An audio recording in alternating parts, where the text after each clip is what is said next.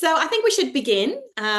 Firstly, I would like to welcome all of our development colleagues, our very many guests who are dialing in from, I can see, many countries. If you haven't met me yet, I'm Kerry Kidd. I'm a senior partner at Sense, and I'm also your host for today.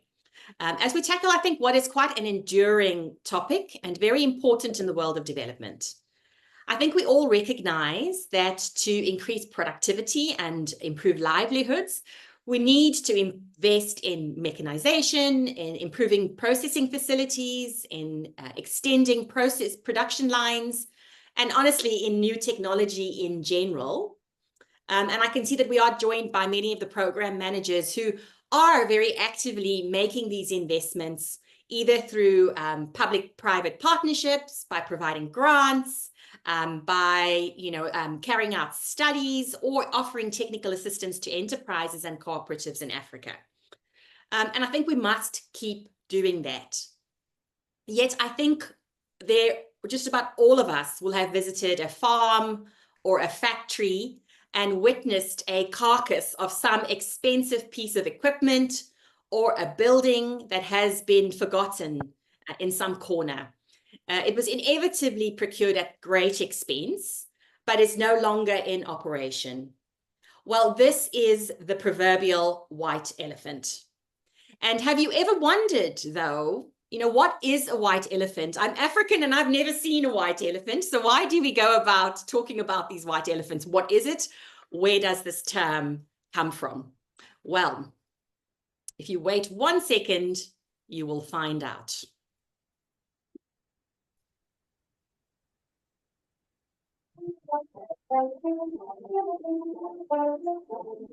Did you know?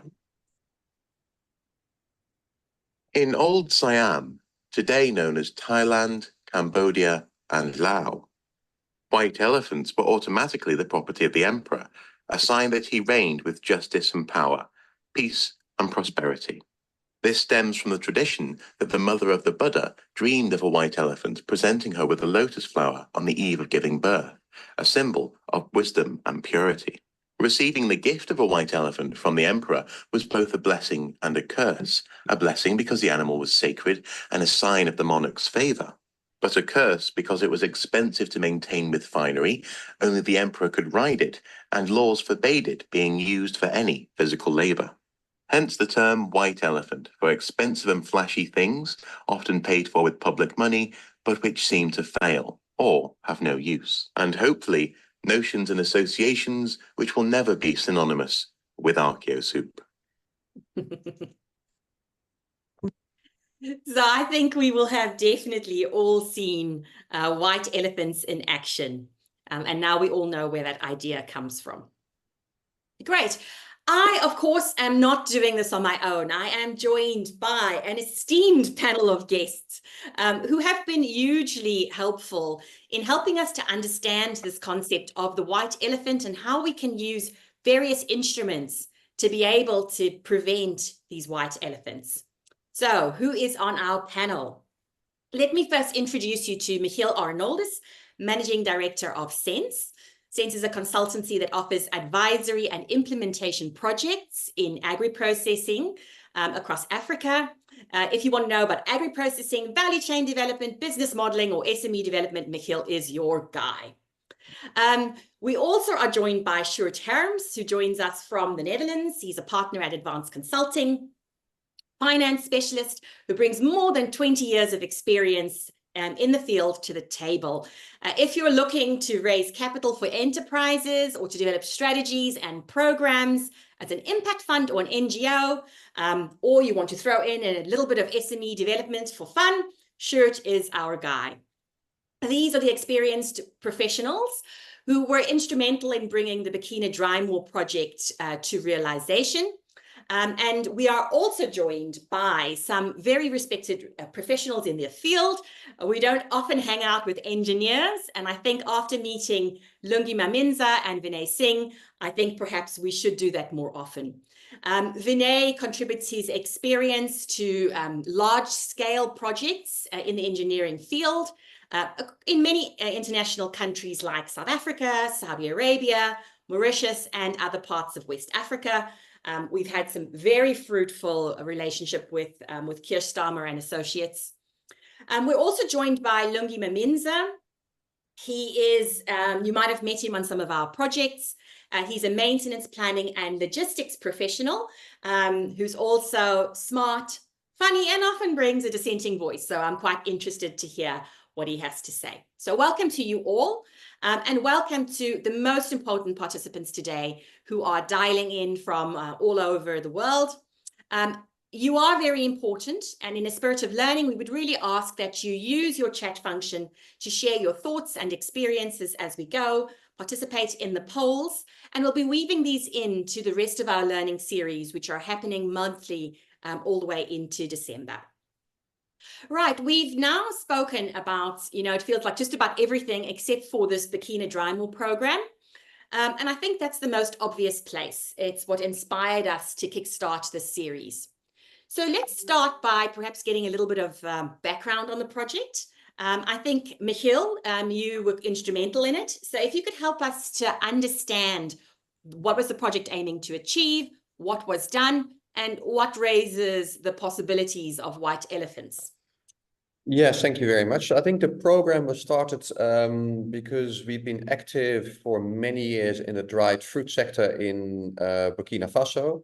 And we have factories that are operating 3, max 4 months a year doing dried mango. And what we were seeing is that they were having difficulties to develop because if you only operate 3 months of the year, it's very difficult to have a good middle management team that is professional, well paid, that can do marketing in a professional way, maintenance, HACCP certification, all those kind of things.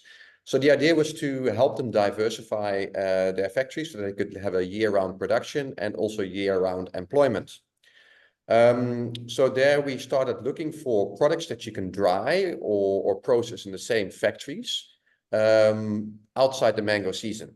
So I think we moved from trying the various other fruits to the actual products that we settled on, which was hibiscus, which is one of the top ingredients for herbal teas and fruit teas, actually.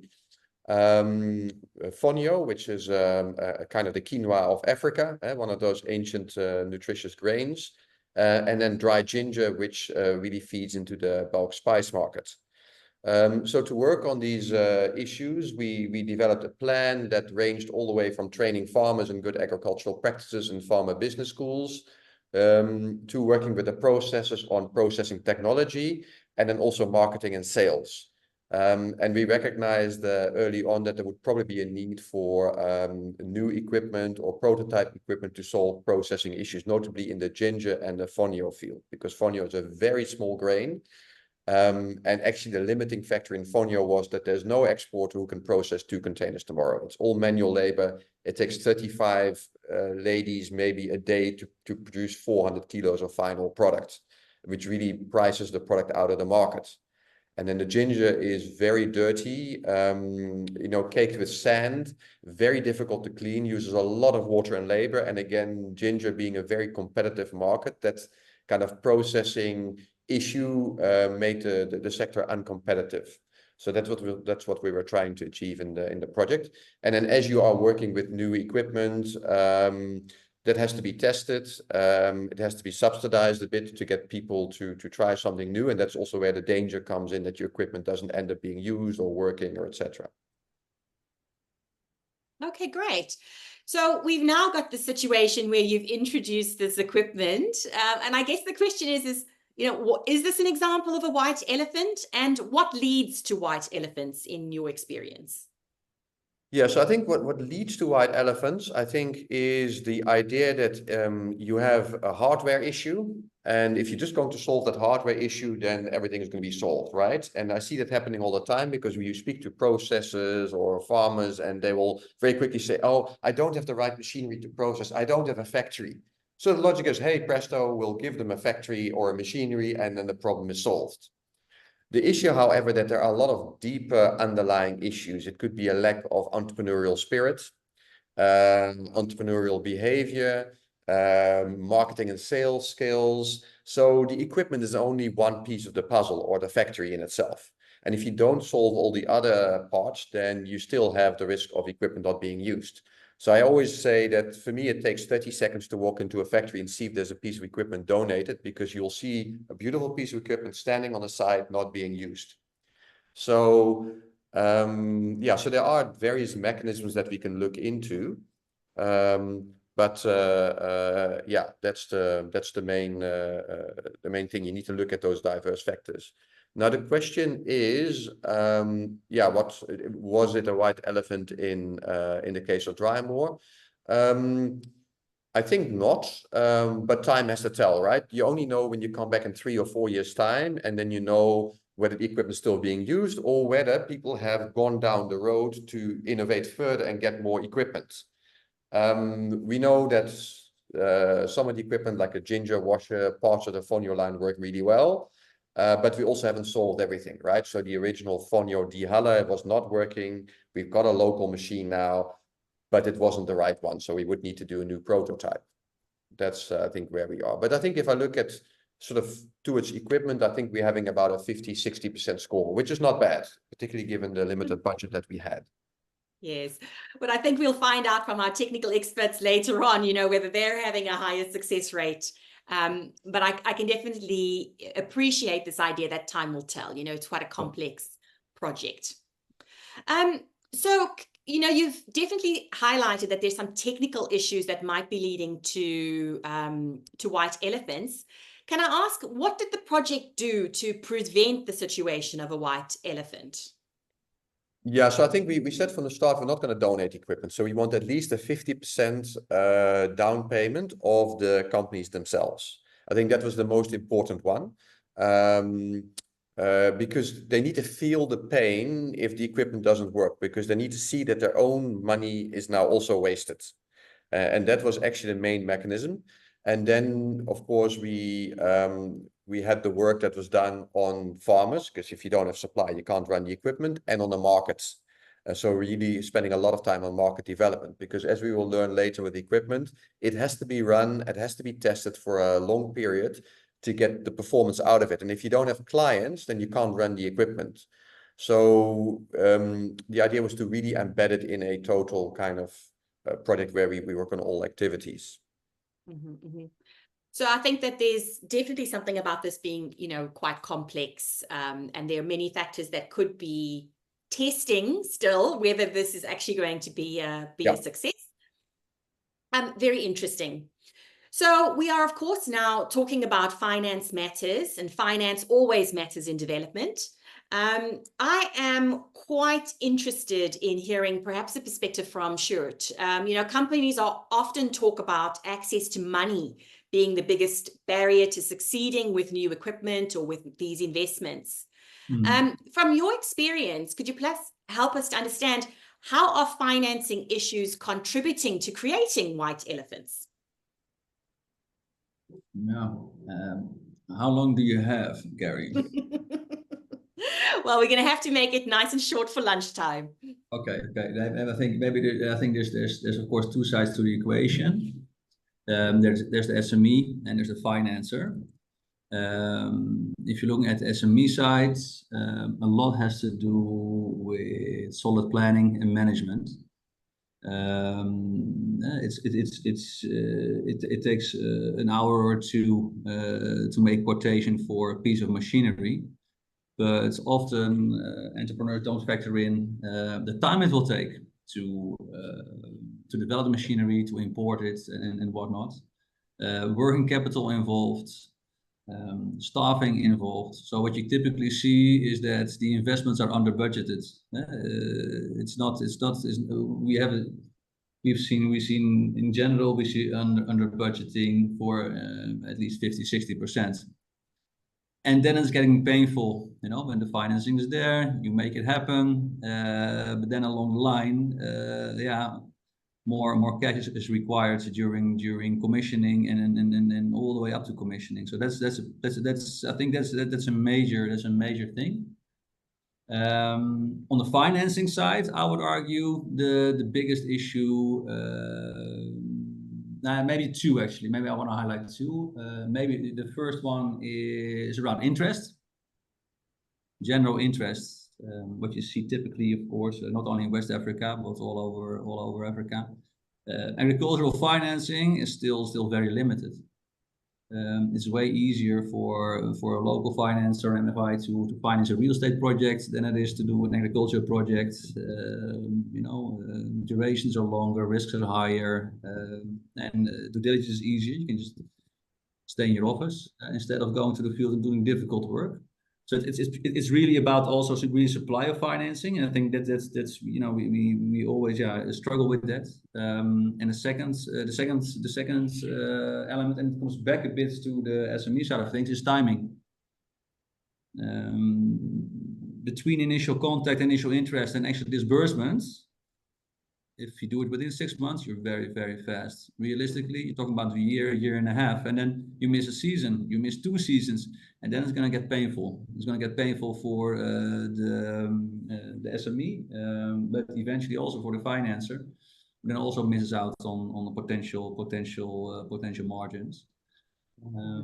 So these are really the elements, the core elements, I would argue, why financing can play a bad part. I mean, but I also want to make a bit of a caveat based on the introduction. I mean, there's a lot of things going well in introducing new equipment at SMEs for a variety of reasons, by the way. But I mean, 60%. I think we can be pretty proud of that. I agree with that also. I mean, it's also, of course, what we established together. But I'm really curious also what Vinay and the others have to say about like success rates, because it's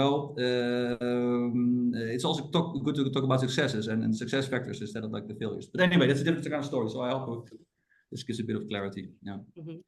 No, absolutely. And I think we also have to remember in this particular context, we were looking at pure innovation and innovation on multiple fronts. I think that was one of my key insights. We had imagined that we were just going to do some innovation of a product, or on the equipment. But actually, when you look at the systems innovation around this was massive. We were introducing a new product to a new market with new technology, companies who had never produced these products before, in a system that was not actually geared up for these specific products. So, in a way, we were innovating on all fronts, and to deliver 60%, I can go to bed with the smile on my face. Absolutely. And I think you do raise a very important point, that financing, while we might have these financing gaps early on in the projects, have you seen instances where projects have gotten the financing right?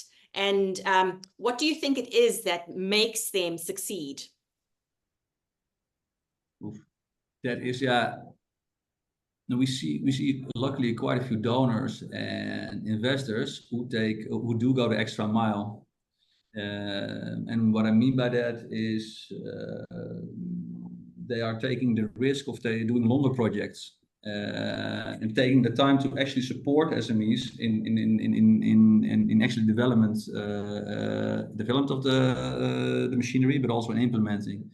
I think that's the key. It's about an integrated approach and taking the time / the risk to support not only the companies, by the way, but also the financiers. And at a certain point, if you want to do it properly, you're talking also about the governance issues, of course. Mm-hmm. And there is quite some examples that we're involved in with other social impact investors. They do take that approach and do take the time. So that's nice to see. So that's where we see the difference, actually, in a nutshell. Mm. You definitely are touching on a point that, I come from the classical world of FMCG, if you go all the way back in time. And sourcing products, we were doing it through an ingredients company. So we had all your supply. I think this issue of seasonality has really, in doing the BDM project, I think that really hit home for me. Perhaps you can help us to just unpack a little bit how seasonality affects these kinds of projects, because it does in so many ways. Yeah, maybe it's also nice to give the example from Burkina Drymore. It's during the initial phase of the project,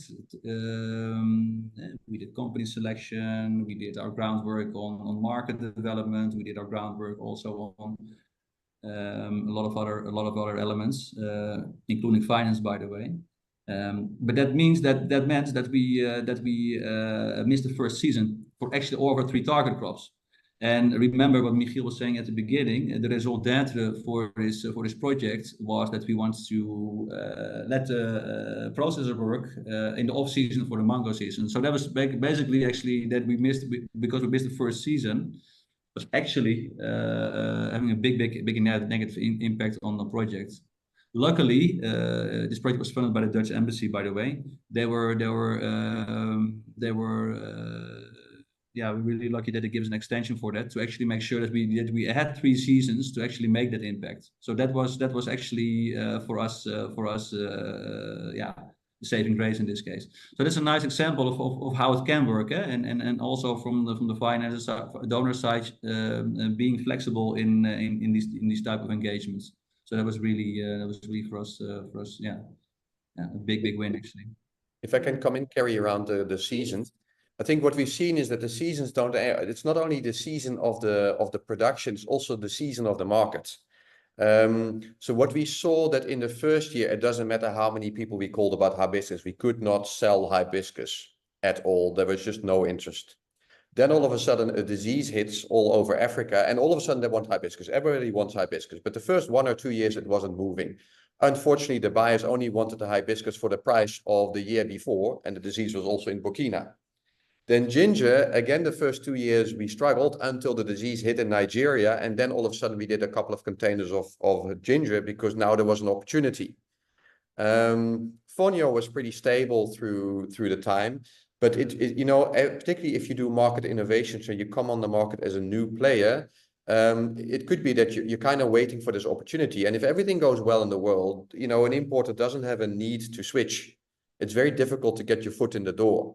So you almost have to budget with a couple of seasons, because it could be that 1 year you just don't find an interested buyer, and no interested buyer means no testing time on the machinery. It means you cannot test your machinery. It means people don't want to invest in the machinery or put up that co-payment.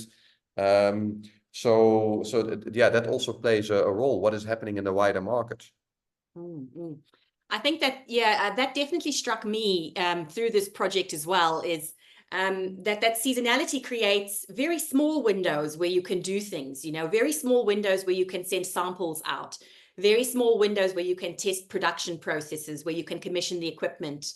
And that definitely created both positive and negative pressure, right? Because you really have to get things moving on the one hand, and on the other hand, maybe not enough time for the system to adjust. I think that was one of my key insights. Okay, very good. I think we've reached a very important point now. It'll give everybody an opportunity to just participate if you are in the audience. I would ask you to take part in this poll by using this QR code. As soon as you've scanned the QR code and clicked on it, you'll have an opportunity to participate, and we will very quickly get some results. I think it's a very... Can we also join? Can I also join, yes, Kerry, or not? Please do. It's open to everyone. So you open your camera on the phone and then you scan it. No, oh yeah, and then it appears. Exactly.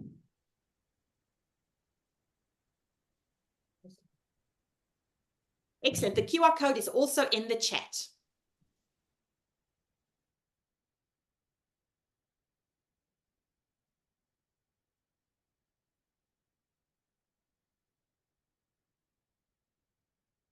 Okay.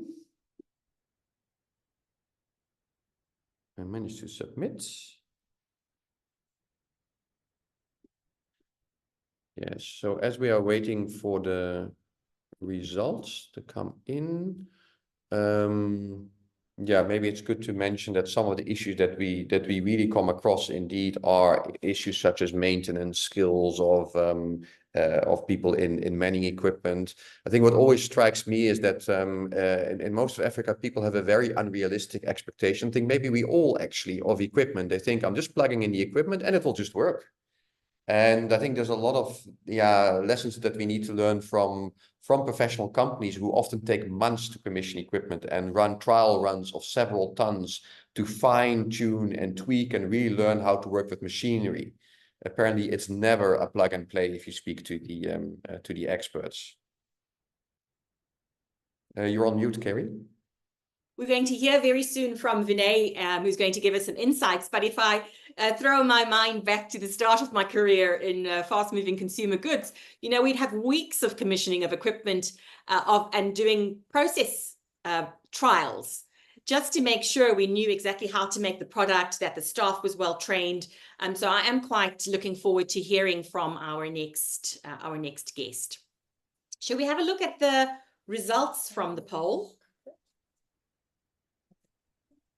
Great, we're just waiting.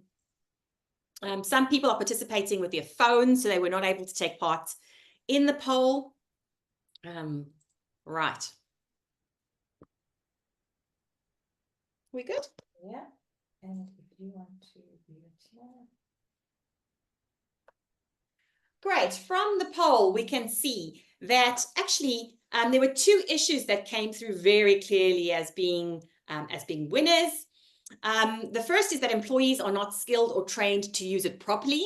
So I think that is quite interesting, that I would say 40% of you almost believe that it's a matter of skills development. 31% of you believe that it's actually because equipment is not maintained properly. And I think that's a topic we're going to be touching on very soon. Oh, things have changed. Capacity has now become 43% as people are completing the poll. And then we can see that a great chunk of you, about a third, believe that the equipment is not maintained properly. Price then becomes an issue before looking at some of the other issues. So it'll be quite interesting to see if that changes before the end of the session. I do think it's very interesting that this idea of skills and the ability to actually use the equipment, that's been called out as a key issue. And it is actually quite a wonderful bridge to the next speaker, where we're going to be talking about, you know, design and implementation, getting the equipment up and running. So, you know, Vinay, as somebody who does this quite frequently and who manages very large projects, I'm quite keen to hear from you. What, in your experience, leads to this phenomenon of white elephants?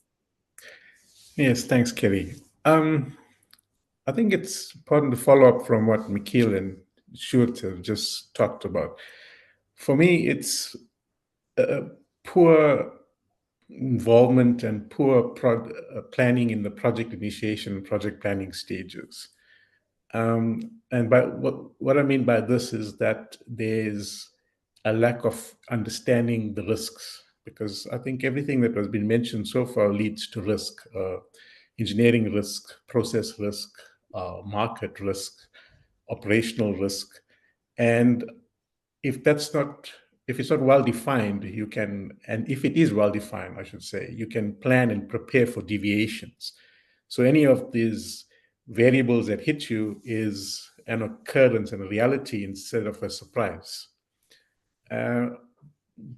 Following on from that, I think it's also, just to touch on it briefly, is a poor stakeholder engagement. We kind of run the projects with the key stakeholders in mind, and those are normally the investors and the owners of the plant. But what we find is you need to get the operator involved. And by operator, I mean the operating team, the operating division. They need to be part of the process from the beginning, because all of the issues we touched on, for me, comes down to what I like to call operation readiness. The plant is built, but the client or the operator is not ready to take over. And operation readiness is something that needs to be built into the whole life cycle of the project. It needs to be considered during execution. If you just go back to the initial stages of project initiation and project planning, what we are doing and what most of our clients are now looking at doing is spending a little bit more time on that part of it and getting the project definition a lot more clearer and understanding the risk on budget. Is the capital enough, or what are the complete and variants that could be coming? So they spend a lot of time on getting that specification correct and understanding what the objectives and intent will be. And that's throughout all aspects that I mentioned. I think, and the reason for that is there's a big need to get that done to ensure that you don't have budget overruns. But at the same time, those lead to the white elephants if it's not carefully done. So the focus there is not on probably getting the focus is largely on getting the IRRs done and in place and as accurate as you can, but the consequences is preventing the plant from actually becoming a white elephant. So that's where most of the emphasis is being placed to prevent this scenario from falling or from realizing in terms of the white elephant. I think the operational readiness is a key thing, because I think Sjoerd mentioned that, Evan McKeel, that you build a plant, but the operator is not skilled enough. He hasn't been made familiar with it. And there's always that resistance. So that also leads to more expenses, more expenditure, and a delay in getting to full capacity. So yeah, that's what I think should be focused on and some of the key contributors to it. Okay. So I think you raise a couple of very interesting topics. I'm quite curious about this idea of how to estimate risks early on. I think that could be quite interesting. But I think this last topic is one that really, hit home for me. A couple of months ago now, we were talking about hot and cold commissioning, and that idea just blew my mind. I think it'd be really interesting if you could perhaps explain to us what hot and cold commissioning is. Why is it needed in projects? What are businesses actually trying to do with this hot and cold commissioning? Basically, a commissioning is a process that takes the plant from construction completion to handover to the client for operation. That's essentially what commissioning is. The two parts generally on cold commissioning and hot commissioning. Cold commissioning involves testing the equipment without fully energizing it. So basically, you will check safety systems, chip functions. You'll check each system is functioning the correct way. If you have rotating equipment, you'll do tests to check that it's rotating in the right direction. You focus on those aspects of it from the mechanical side, the electrical side, and operations. So it's a test. You'll do visual checks on piping and inspections on the plant. So basically, this reduces the risk of damage and allows for early detection of potential issues that you'll have in the equipment and in the plant. That's essentially cold commissioning, and it is to become ready to put in material through your plant. The hot commissioning involves testing the systems with the power fully turned on and simulating real production or real world conditions. This is when you put raw material and product into the plant and through the system. So you basically operating the plant as you would normally, and you build up the hot commissioning process. The hot commissioning for me is obviously very important. It's used to verify the performance of the system. And many times during this process, you will validate the plant against the project objectives and design intent.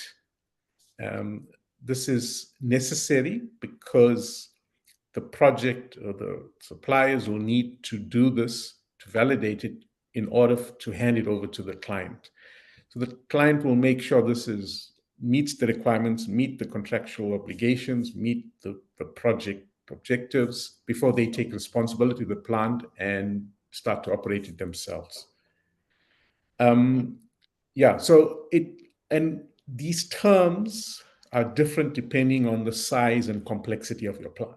If you just got a single piece of equipment, you still do it.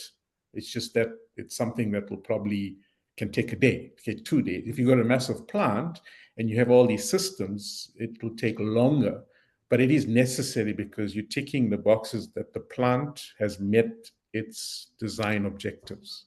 Mhm. That's And I essentially. think there's always the risk in that, so you first need to plan that you've got this done, but there's always a risk that things will go wrong. And so there's something about saying you've planned to do it for 2 days, but it might take longer. You've planned to trial 1 ton, but you might have to process 2 tons of product instead. Yes. Yeah. No, 100%. So you do have a commissioning program and a commissioning plan. Mhm. As I said, that will vary depending on the size and complexity of your plant. But what we generally do in process equipment is something we call a CQV system, where you commission it just to see that it works. This is, you put product through and it works and it meets a certain requirements. But then you qualify it. Qualification means essentially you put in your intended raw materials and you get out the intended capacity for a shift or a day. And then the V is verification. So you verify that process. So you put in the raw materials, you get your desired capacity, and that must happen continuously for 2 days, 3 days, a week. You decide on what that will be, and then it's called a CQV format. It's actually common in FMCG processes, and so you take that system or that process and you niche it and you down to suit your application. You might vary the extent of it, but typically that will determine the time you need to get the product out. And you might find that that could be 2 days. And that will be the outcome. The output meets the goals, and yeah, you get that sign over and hand it over. Kerry, Right, I think really, if I could. Can I add a comment as to where we've had a bit of a failure in the dry moor? One of those honest stories. I think the company who co-invested in the Fonio equipment wasn't yet active on the Fonio market, and we could never do the actual hot commissioning because they were stuck in their minds. They wanted perfectly working equipment before they would go to market. But if you don't go to market, you don't have a reason to process, and you cannot get the equipment proper. And I think that's where they got stuck in their heads. And the cold commissioning is I'm switching the machine on, product goes in, it goes out, it looks good. That's all there is to it. But then the story comes, okay, how much can you do in a day? And if you run the machine for 4 hours, will the machine overheat? Will it still work well?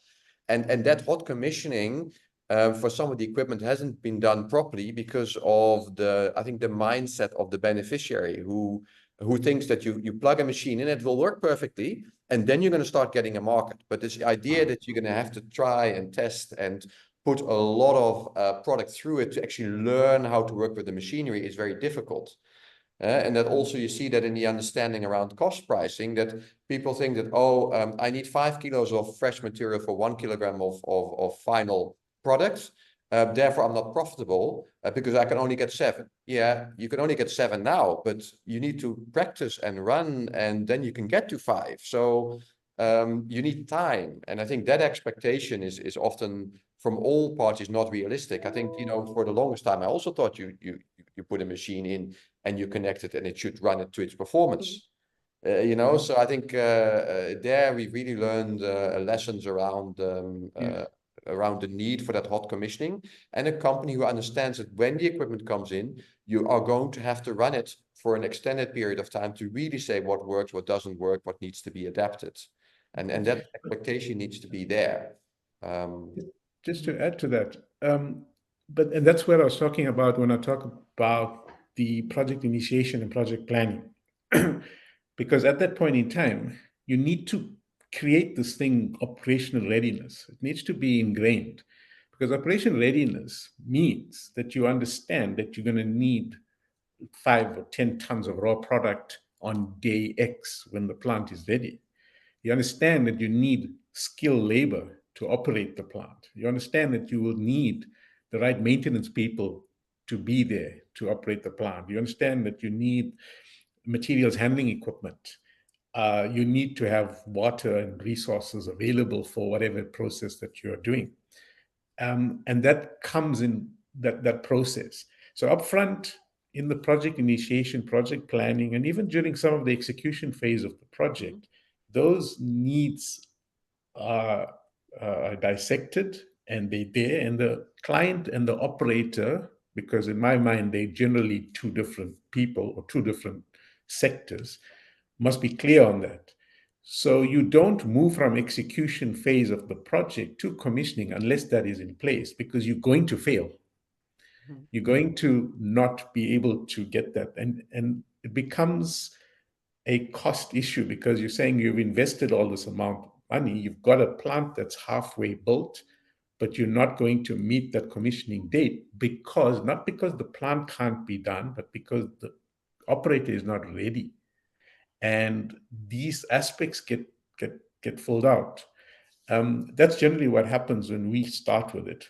They reach a point where we sit with the clients and say, right, how are you? What's operational readiness? Are you done? Because that's typically not covered under the project cost and project scope. It's like an owner's cost item, because it's operations. And 100% that needs to be made clear. And the whole commissioning process, whether it's 1 day, 2 days, 3 days, a week, is understood. The requirements of that is understood during execution. It's also understood at the point in which you are placing contracts with the suppliers, because you need to understand, hey, they're going to commission for a day. They need to allow a supervisor to be there for a day, for a week, for a month, whatever it is. Okay. So yes, Good. it comes through early on in the project lifecycle. Yeah, so we can definitely see that there are there's a requirement for really good project scoping, very strong stakeholder management, financing to make sure that there's enough money in the system to be able to run these trials, to be able to finance all of the work that needs to be done. And I think that if we go to the chat, we can definitely see that some of these things are appearing.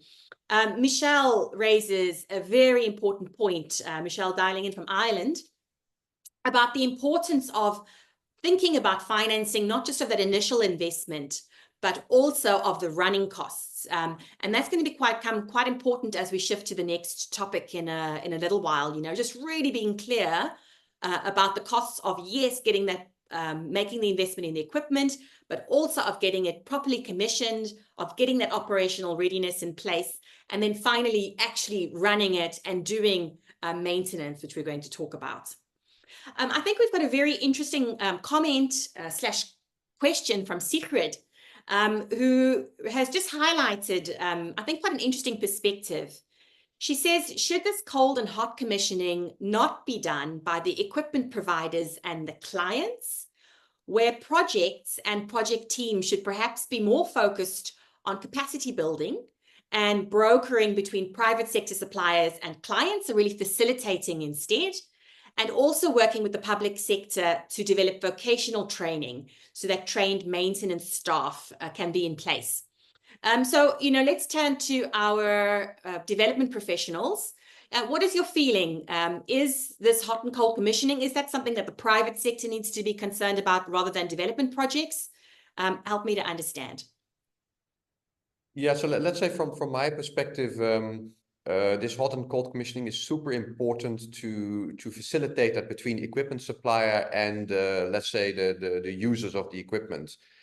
Because inevitably the two worlds are so far apart. If I just take South African suppliers of equipment who are used to a fair deal of Africa, right? When they come into West Africa, it's like a new world to them. Like there's no proper electrician. The electrician who says that they can do 3-phase electricity cannot do that. He's just lying. They arrive, no one knows how to clean machines. So the skill is already not there. What then happens is they arrive, instead of spending 1 or 2 days installing equipment, they spend the whole week just getting the equipment running. And then inevitably they don't have time to train the staff anymore. So they just kind of leave without training properly. They haven't gotten time to get around to it because all the stuff that they've asked for that's supposed to be ready when they arrive hasn't been done. And that's also partly because the local people do not understand exactly what is required. Then the machines don't work properly, and then they blame the equipment supplier and say, yeah, the machine is not right, and it's not working properly, they didn't do training at all.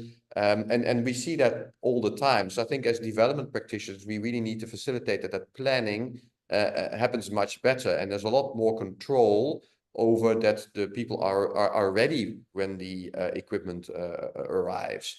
There's a lot more communication. They really understand what is required. And that also maybe there is more spare time planned in, but that also means budget, right? Because every day that an engineer is there, it costs you money. So I think that facilitation and that raising of expectations, that stakeholder management needs to probably come from us, because the worlds are so far apart that they will not connect by themselves. Great. So yeah. thank you, Michiel. Perhaps, Sjoerd, do you have a perspective that you'd like to share in like really shortly before we move on? Yeah, no, I think it also has to do with the impact that you try to achieve at company level. If you work with smaller SMEs, family owns 15 to 20 staff, then it's a completely different ball game than professionally run outfits that already in the business for 30, 40 years, that run their operations in multiple locations.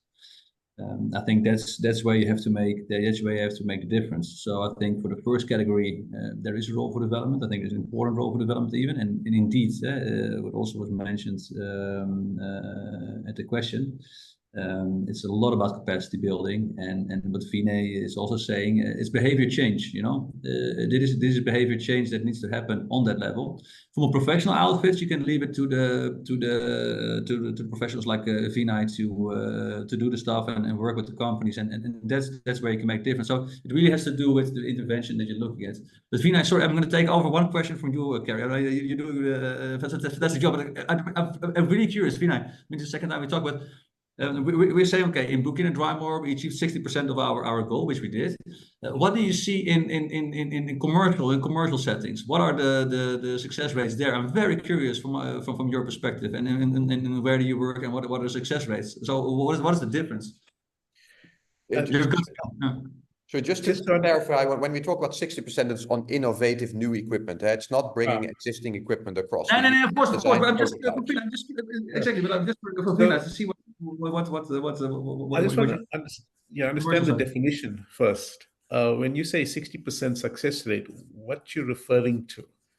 Now, 60% is being used at least half a year after the project ends. It's operational, it's being used. That's for me success. It's being used by the staff, generate exports in this case, or produce for the local market. 6 months after you guys leave, or we leave as implementers, that's for me success. Yes. Okay. So the way I understand that is, you're talking about overall time efficiencies of the project, of the plant. So if I'm just want to get the definition right. So your overall time efficiency means the plant is available 60 and producing its desired or capacity at 60% of the time. Is because what happens when you have an engineer on the call? Yeah, no, exactly. Yeah. So if we are designing a plant, a process plant, we typically bank on getting our maximum output at about 70 to 75% OTE, which is OTE's overall time efficiency of the plant. And if the plant is available at 70% OTE, that means we are generating the capacity throughput through the plant at that point. The innovative equipment, new processes, that will definitely drop. But I think of late, we haven't had too many that were new. We had equipment that was new to the operator and to the client. And we found that those efficiencies dropped to 60% for the first possibly 6 months to the year. And then it ramps up. And that is on efficiencies out of the plant. So now bear in mind that I'm talking about large production facilities. You know, we're packing or doing production of 20,000 tons of product out the plant a year type of thing. And then it's a large process equipment, many different processes. So that's typically where we are pegged. What we do is we utilize those efficiencies in designing the plant, because so upfront we know what it will be, and we generate the normal operating conditions. And if you improve on the peripheral processes, you can ramp that efficiency up to 70%, which means that you have excess capacity in that plant. Okay. So that all for me gets answered in that initiation planning phase. Okay. And we built that in. Yeah, but I guess, you know, I just get that we should not be hanging our heads in shame. You know, it sounds like it's the norm for equipment to be used, for not all of the equipment to be used at full capacity. You know, there is definitely a degree of, I guess, underutilization. I think that's normal with innovation. And coming from the private sector, there are two things I think that I would just highlight. There was a large chocolate manufacturer in Europe, a global manufacturer that I worked for many years as a consultant. They would take 7 to 10 years of testing new products on the market before they decided it was no longer feasible, right? So that's 7 to 10 years of tweaking with the system, tweaking the product, managing the marketing and sales. So it's quite a long time span. And, you know, most innovations don't succeed. I think that's something we have to be very much aware of. So, you know, I do think if we go back to the chat, Sigrid, you did raise quite an interesting topic. This idea of maintenance staff being in place, this idea of human capacity development. And until now, we've spoken about money, we've spoken about equipment. We haven't actually spoken about the people who need to operate the equipment and keep it running. So for that reason, I think that I'd like to bring Lungi into the conversation. You know, he is definitely somebody who works in keeping equipment in operating order. So Lungi, in preparation for today, I think you introduced a topic to me, which was total productivity management. I think that would be quite an interesting topic for us to introduce at this point. So what is it, and why should we be interested in it in the first place?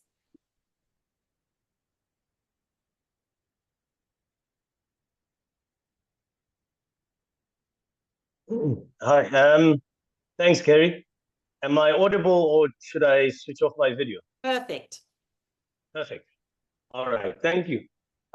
Thanks for that. Actually, you introduced me as a contrarian, but I think with everything that my previous colleagues have spoken, I'm inclined to align with a lot of it.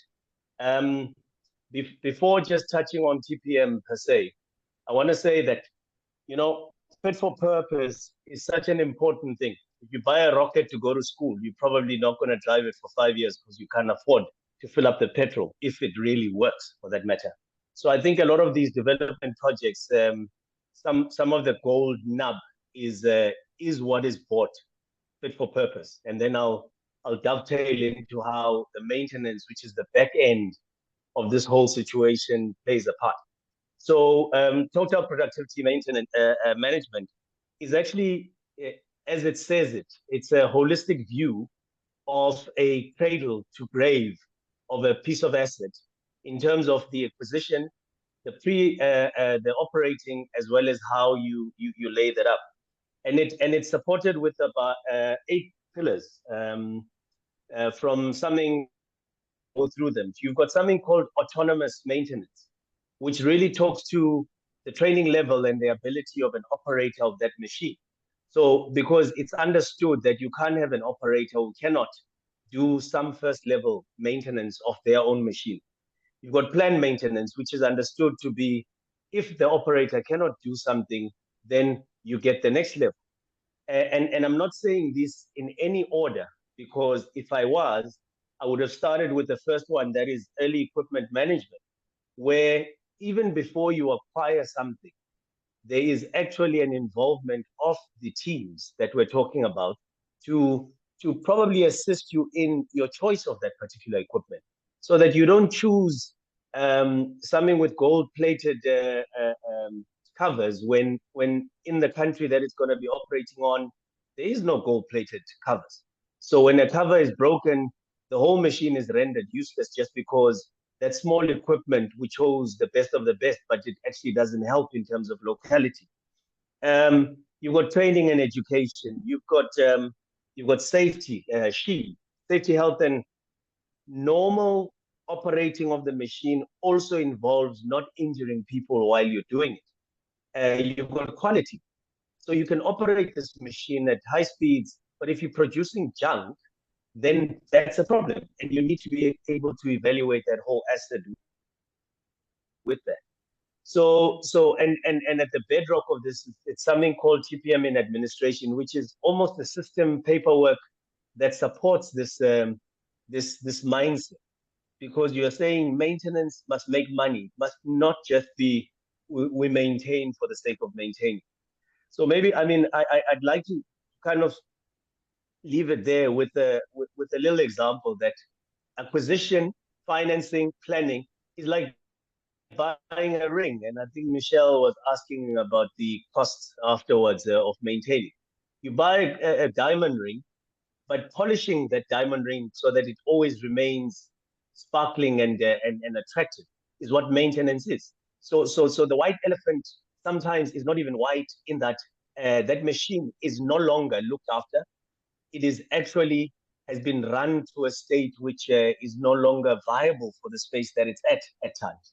So perhaps that's my contribution around the maintenance or TPM in this topic. Thanks, Kerry. Super. Thank you very much, Lungi, for keeping it brief also, because we are pretty much approaching the end of our hour together. I would like to just quickly do a summary of some of the key points that have come to the fore. I think that what I've definitely heard from the panel, and you correct me if I'm wrong, is that one of the key bits that should not be fast forwarded through is specifying the project, really understanding the different phases of the project, the level of complexity and the risk. And once that project is well scoped and defined, it's to then say, okay, what budget do we actually need to do all of the work that needs doing? Whether that is purchasing the equipment, training the staff that need to actually use the equipment, getting that entrepreneur ready for the investment and for running that equipment, building the systems around it, right? Then I think there's definitely something I'm hearing, which we've touched on, but perhaps we need to return to in future series, which is the human element. You know, we've been talking a lot about equipment, but we've not been talking about these very, you know, I look at these things and I think, jeepers, this is some micro changes that need to really happen at the individual level, at the entrepreneur's level, readying them to be patient, readying them to spend and understand what they're spending on, readying the operators to run the equipment, to maintain it, to keep it well polished, as Lungi mentions. So just to return to Sigrid, you know, as I listen to the panelists, I think the one thing that has come to my mind is, yes, the equipment is the equipment that belongs to the enterprise. But as development professionals, if we are actually going to be involved in facilitating development and removing some of the barriers to development, the topics we've been talking to are perhaps an area of capacity development that we've not touched on before. Yes, we need to train those operators, but perhaps we also need to train enterprises and ourselves to a certain extent on how you actually realize these massive investments. And, you know, it's not just about making the money available. It's not just about making the staff available, but it's also perhaps in readying the entire system for innovation. So I'm going to leave it there. As we wrap up, I think we probably have an opportunity for one or two questions or comments before we close. You know, is there anybody perhaps in the chat that would like to ask a question to our panelists? Well, Kerry, I think that wasn't a session planned for an hour and a half. At least it's in my diary like that. Is it an hour and a half? No, it's an hour. It's an hour. It's an hour. Okay. I'm the host. Okay. I'm organized. So any Sorry, questions in the chat? Yeah, then I think, I don't know, Mr. or Mrs. Rosenmuller asks a very interesting question to me. It is for Lungi, Mhm. to the right I'm seeing, between need and want. And of course, has to also do with the personal stuff that you were mentioning also. I think it's a very interesting and relevant question, to be honest. Lungi, do you see that question to the right or not? Can you just read it for me while I look for it? Who I've- asked for it? I've got Yeah, it. okay, maybe Carrie can. Uh, To what extent are white Who asked the elephants question? caused by a mismatch between need and want? For example, in the medical sector, you see doctors buy a Mercedes, whereas a Toyota would do. Does this happen across the board in other sectors? And I guess, are we seeing that in food processing? Yeah, that's definitely an easier answer to give. I think it's more than 50% of the time that you get these things, because what actually doesn't get done is to front load projects. So you need to front load projects with expertise, and everyone thinks you need the experts later.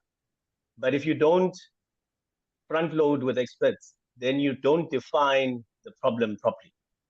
And along the line, you're trying to fix a broken system. The curse of engineers is that we will make anything work better. So if the system is badly designed and you want us to work on it after the fact, we will make it work better in producing nonsense, for example. So I really think from, just a word of advice from myself to the development community, there is a lot more time needed to engage the relevant experts and also make it local, because if sustainability is what we're looking for, then sustainability normally dictates that you will not buy your Mercedes if you're staying in the rural areas, because it doesn't have the clearance for the ground that you're going to be traveling in. So this fit for purpose tends to be answered in itself, if I can put it. Thanks. Can I just add to that? Very briefly. Yes. Now that's exactly the point I was making before on getting the project initiation or objectives correct. Because you're going to buy a Mercedes and you're going to overinvest because it doesn't meet the original intent, and you define those needs. And quite often we sit with the clients where they have these massive expectations to build something big. And we sit and find out their actual wants and requirements, and that just gets honed down into something more usable.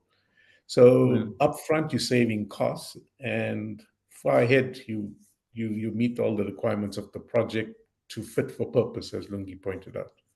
Yeah, and you see, I totally agree. You see it also in other sectors, and the IT sector, exactly the same problem. And if you do the design properly, that will save so much later. And I think that's also then for development experts also to play a role there, to say what's actually your requirement, because it's it's very, very nice to go for the full shiny latest stuff from Europe or America, while there's a really good stuff out there also in other places and things like that. I mean, just to give a bit of an example. Yeah. On that fit for purpose, I think what we often also see is that equipment is chosen that's actually too expensive to run. And that analysis often doesn't get done. If you take a piece of equipment, how much energy will it take? How much labor does it require? How efficient is it from turning raw material into finished product? And then people end up with fruit dryers that are costing €2 in energy cost per kilogram of final product. Yes, the machine works, but it will never allow you to be competitive. We've seen it in the shea butter sector where cooperatives have been overloaded with equipment, but actually the equipment is too expensive to run, and the users cannot earn the money to keep maintaining that equipment, to pay for the energy bills, etc. So fit for purpose is technical, but it's also cost wise. And then indeed the question is, do you need a Mercedes? Do you need a Lada? Do you need a Volkswagen? That's the question. And sometimes you also go for equipment that is maybe not as fancy, but it's very reliable. In Europe, for example, there's a whole industry, particularly in the Netherlands, of refurbished equipment. So people buying up older lines that are technically still fine, and they refurb them, and then they sell them, and then you have a piece of quality equipment. It may not be the latest technology, but it will be very fit for purpose when you put it in Africa, for example. Okay, great. Yes, I'm definitely appreciating this idea again of just being really clear about what it is that you want to do and doing all of the upfront work, you know, so really making sure you understand the business case, you really understand how it's all going to play out, both during the investment, during the commissioning, and thereafter. So if we just return to the chat, we do have an additional comment, which is in addition to Lungi's point that operating new production machinery often presents problems such as operator training. So workers may need time to learn the machine's functionality, leading to operational delays, technical issues like new machines have unanticipated technical glitches or breakdowns, calibration, where the equipment needs to have, you need to make sure the accurate settings are in place for optimal performance, and that maintenance, understanding the machine's maintenance needs and schedules may require adjustment. So we can definitely see how there's a lot more to it than just getting that equipment in place. There's also a comment about really enjoying this idea of making it local, which is also important for sustainability. Absolutely. Great. So as we wrap up, I would just like to ask the panel whether they have any final comments before we wrap up. Perhaps a one or two liner that you think we should remember as we continue with our development projects as development professionals. Vinay, would you like to kick us off? Yeah, I think from what I can see, the principles shared today are part of proven methods of project development and construction. I mean, it's clear, which are adopted in many sectors. My interpretation is that maybe it's not as detailed and these methods are not brought into this particular sector and looked at from the engineering perspective. The principles are there. And it's something that probably needs to be developed a little bit more. And that's where that's where the project development professionals can support the process.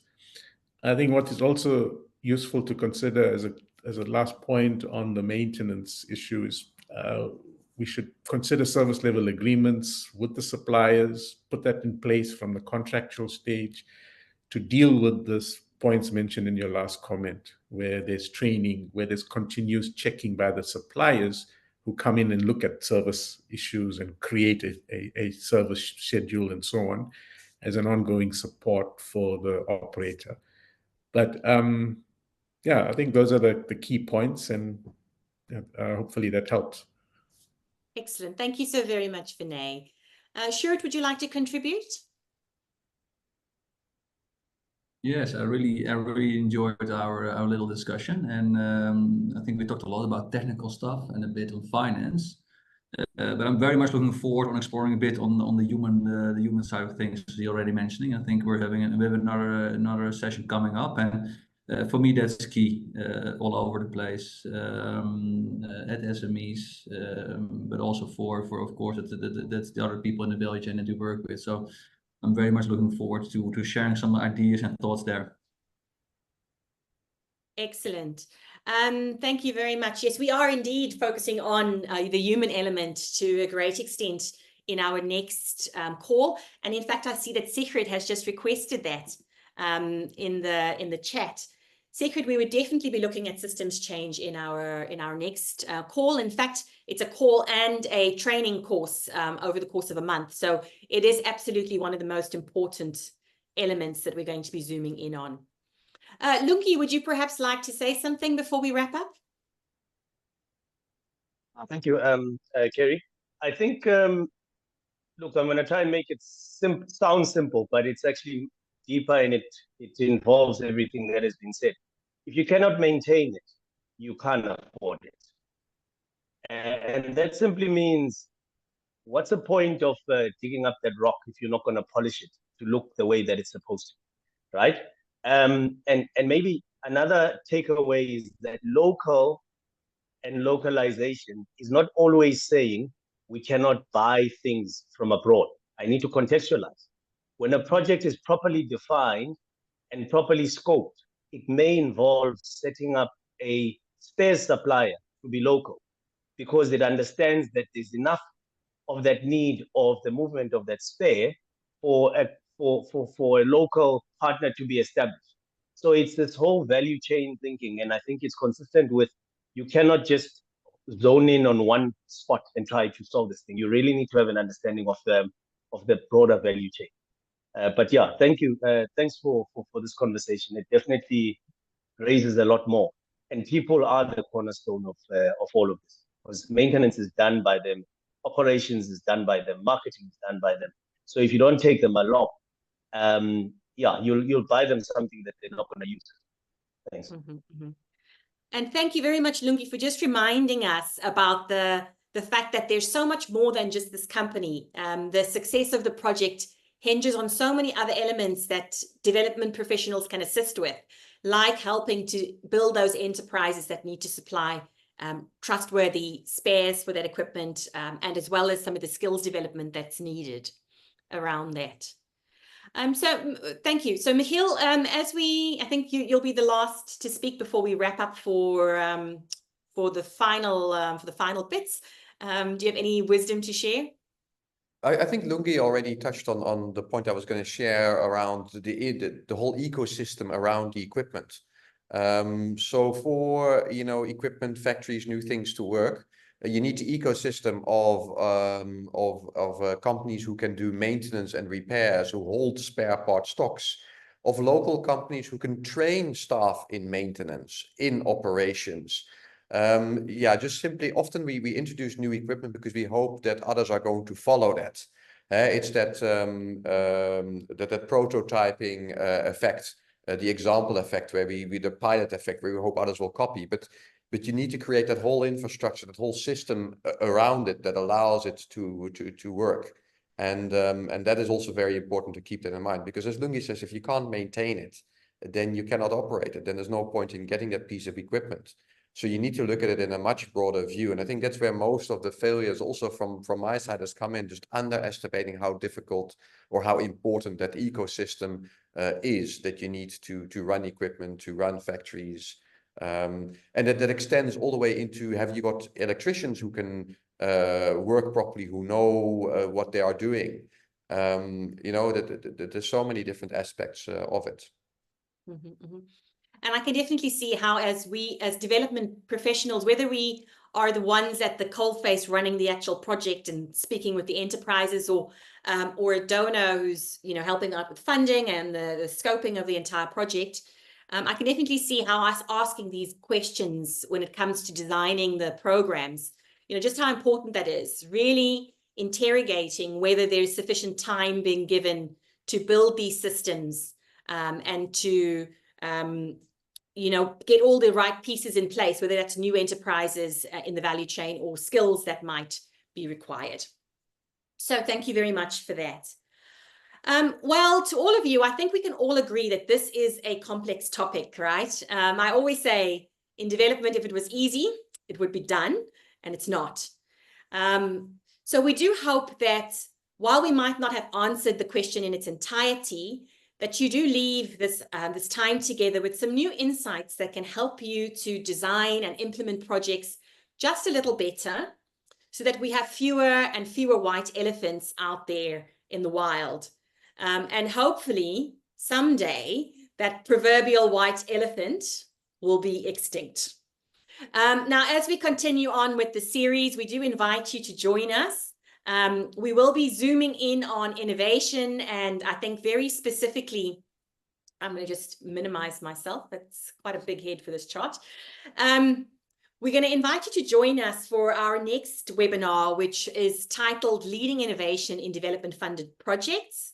It definitely focuses on the systems shifts that need to happen to be able to accommodate innovation. And I think very specifically on the human element, which we have touched on today, but perhaps not gotten into in any great extent. Thank you all for joining us today. I hope that you found it as interesting as I have found hosting it. And we wish you well as you continue on with your development journeys. Have a very good day. Goodbye.